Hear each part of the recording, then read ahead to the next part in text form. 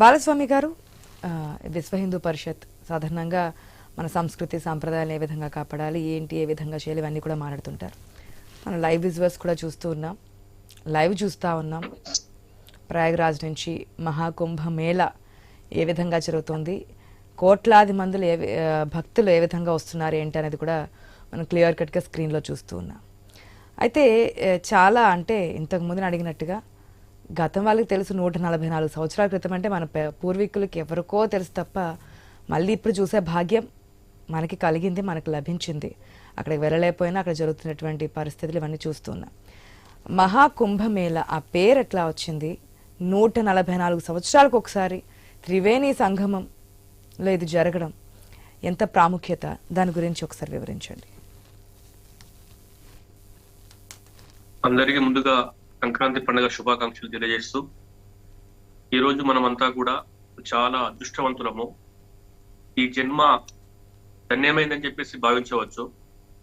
ఎందుకోసం అంటే మనం చర్చించుకుంటున్నాము, మహాకుంభమేళ అనేది 144 సంవత్సరాలకు ఒకసారి వచ్చేటటువంటి ఒక పుణ్యప్రదమైనటువంటి వేడుక ఇది. అంటే మన 3 తరాలు, మన తాత, మన తండ్రి, మనము 3 తరాలకు ఒకరికి మాత్రమే ఈ యొక్క భాగ్యం లభిస్తుంది. ఆ భాగ్యం మనకు లభించడము మనము అదృష్టంగా భావించాలి.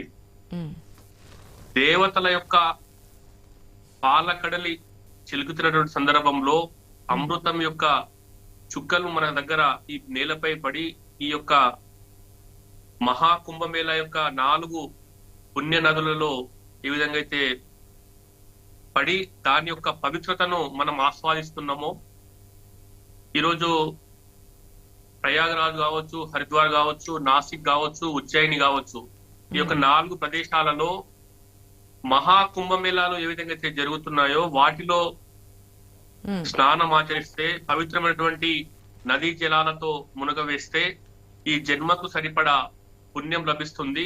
మన వంశస్థులకు తరతరాలకు కూడా ఈ యొక్క పుణ్య ఫలం లభించేటటువంటి అవకాశం ఉందని పురాణాలు చెప్తున్నటువంటి ప్రతీతి. ఈరోజు దాన్ని మనం వారసత్వంగా ముందుకు తీసుకొస్తా ఉన్నాము. ఈరోజు విశ్వ హిందూ పరిషత్తు ప్రధానంగా చెప్పదలుచుకున్నది ఏమిటంటే, ఈ యొక్క కుంభమేళ అనేటటువంటి వేడుకలో సంత్ మహోత్సవాలు నిర్వహించేవాళ్ళు. కొన్ని వందల వేల సంవత్సరాలుగా ఈ యొక్క హైందవ సమాజాన్ని దిశానిర్దేశం చేసేటటువంటి ఒక వేడుక అది.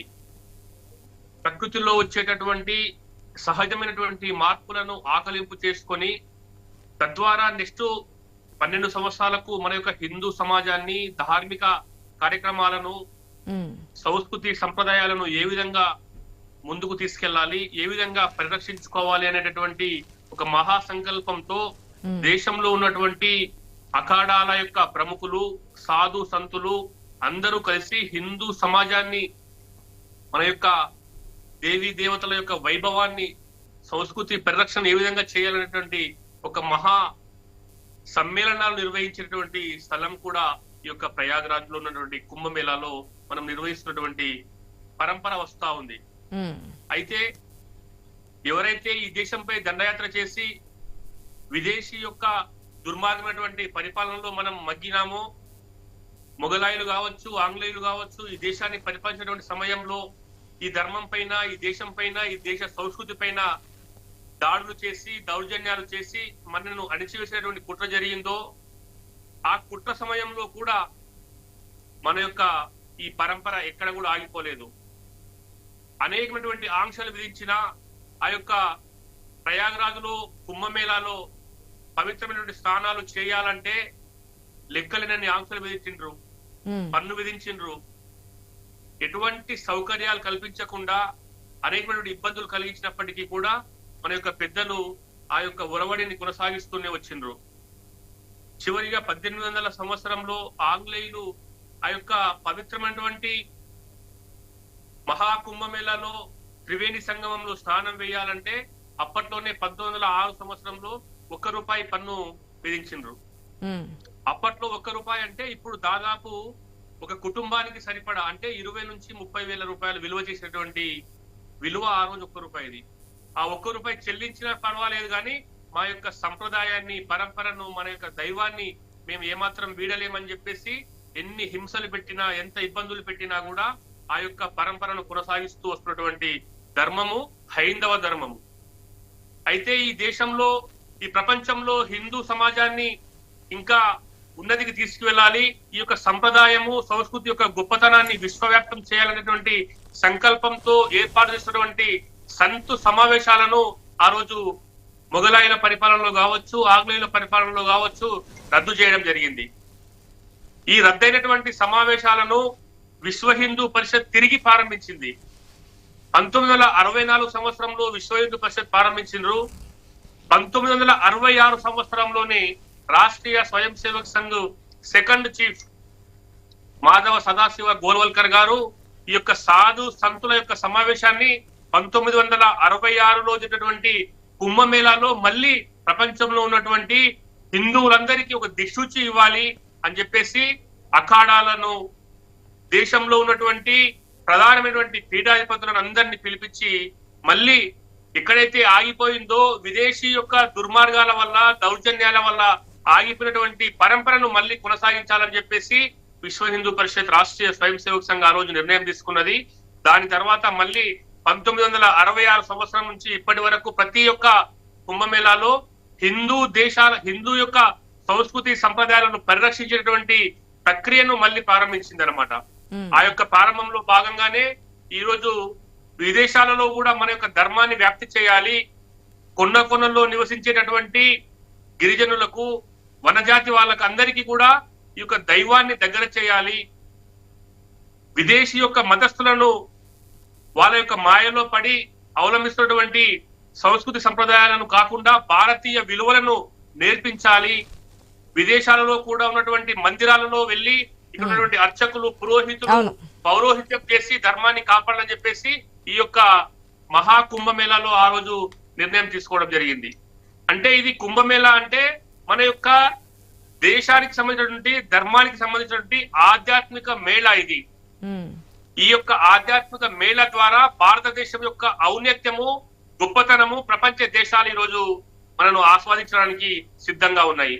నిన్ననే చూసిన మనము యాపిల్ సెల్ ఫోన్ యొక్క సంస్థ అధిపతి భార్య ఈ రోజు 12 రోజుల పాటు అక్కడ ఒక అఖాడాలో జైన్ అయ్యి పవిత్రమైనటువంటి త్రివేణి సంగమంలో పూజలు చేస్తూ 12 రోజుల పాటు పూజలు చేస్తూ ఈ యొక్క ధర్మాన్ని పరిరక్షించాలి, మేము ఈ ధర్మానికి ఆకర్షితులమైనామని చెప్పేసి వాళ్ళు స్టేట్మెంట్ ఇచ్చారు. ఇదే విధంగా ఈ రోజు విదేశాల వాళ్ళు లెక్కలేనంత మంది అక్కడ పవిత్రమైనటువంటి స్నానాలు ఆచరించి ఈ యొక్క ధర్మం గురించి మేము ఆకలింపు చేసుకుంటున్నాము, మా యొక్క జన్మ పుణ్యమైందని చెప్పేసి విదేశాల వాళ్ళు కూడా వచ్చి ఈరోజు మన స్టేట్మెంట్ చూస్తా ఉన్నాము. కాబట్టి ఈ దేశం యొక్క వైభవాన్ని, ఈ దేశం యొక్క సంస్కృతి సంప్రదాయాన్ని ప్రపంచ దేశాలకు చెప్పేటటువంటి ఒక ఆధ్యాత్మిక వేదిక మహా కుంభమేళా. ఈ కుంభమేళా ఈరోజు కేవలము ఒక ధర్మానికి సంబంధించినటువంటి అంశం మాత్రమే, కులాలు, మతాలు, జాతులు, పార్టీలు, ప్రాంతాలకు సంబంధం లేనిది. దేశ ఐక్యతకు, దేశం యొక్క సార్వభౌమత్వానికి, హైందవ జీవన విధానానికి ఇది నాంది, అది ఒక వేదిక, అదొక వేడుక. కాబట్టి ఈ యొక్క ప్రయాగరాజ్ లో జరుగుతున్నటువంటి కుంభమేళలో ప్రతి హిందువు తన యొక్క స్వాభిమానాన్ని, తన యొక్క గొప్పతనాన్ని, హిందువుల యొక్క పరంపరను కాపాడేటువంటి క్రమంలో ఈరోజు కొనసాగుతా ఉంది. దాన్ని విస్తృతంగా చేస్తున్నటువంటి పాలకులు కూడా మనకు అందుబాటులో ఉండడం అనేది అదృష్టం. ఎందుకోసం అంటే 144 సంవత్సరాల తర్వాత జరుగుతున్నటువంటి వేడుకలో గతంలో ఉన్నటువంటి పాలకులు ఏదైతే ఉన్నారో దీనిపైన, హిందుత్వం పైన, ఈ యొక్క దేశం యొక్క గౌరవాన్ని తక్కువ చేసేటటువంటి క్రమంలో దాన్ని వెలుగులోకి తీసుకురావడం లేదు.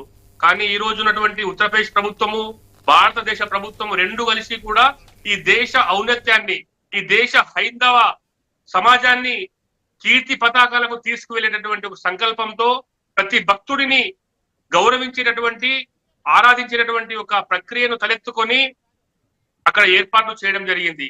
కాబట్టి ఈ యొక్క ప్రయాగరాజ్ లో జరుగుతున్నటువంటి కుంభమేళా దేశ ఐక్యతకు సందేశంగా భావిస్తున్నామని చెప్పేసి మన ప్రధానమంత్రితో పాటు అక్కడ ఉన్నటువంటి ముఖ్యమంత్రి యోగి ఆదిత్యనాథ్ తో పాటు దేశంలో ఉన్నటువంటి సాధు సంతులు, అఖాడాల యొక్క ప్రముఖులు అందరూ కూడా సందేశం ఇవ్వడం జరిగింది.